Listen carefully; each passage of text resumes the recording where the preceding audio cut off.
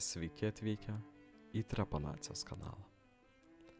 Aš Vulfas ir šiandien jūs įtrauksiu į epinę kovą tarp dviejų stipriausių jėgų – trepanacijos ir lobotomijos. Lobotomija kadaise buvusi galinga, tačiau pasukusi tamsiu keliu. Jie nusprendė, kad jų žiūrovai tai yra manipuliuojama masė, kurią galima šerti pigiu turiniu ir klikbeitinėmis antraštėmis. Jų lyderiai įtikinėjo, kad melas ir apgaulė tai sėkmės raktas, o YouTube jiems nėra kūrybos erdvė.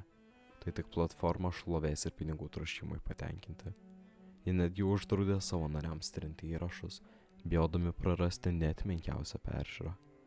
Tačiau tamsos dominavimo nutraukė trepanacija.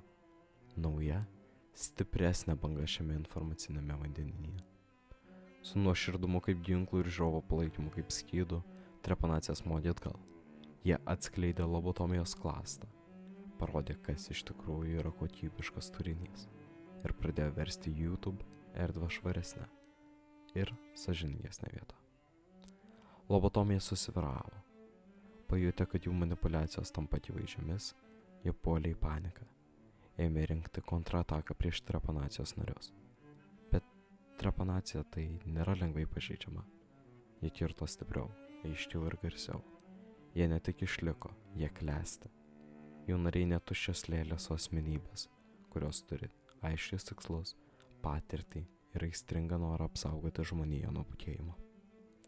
Dabar trepanacija kyla į YouTube viršūnės, vedama savo geriausių karių, o lobotomija pralaimėję mūšį, jie vis dar desperatiškai kelia vaizdo įrašus, bandydami paskutinį kartą apgauti savo auditoriją. Bet mes visi jau žinome tiesą. Sveiki atvykę į tikrąjį turinio atgimimą. Sveiki atvykę į trepanaciją.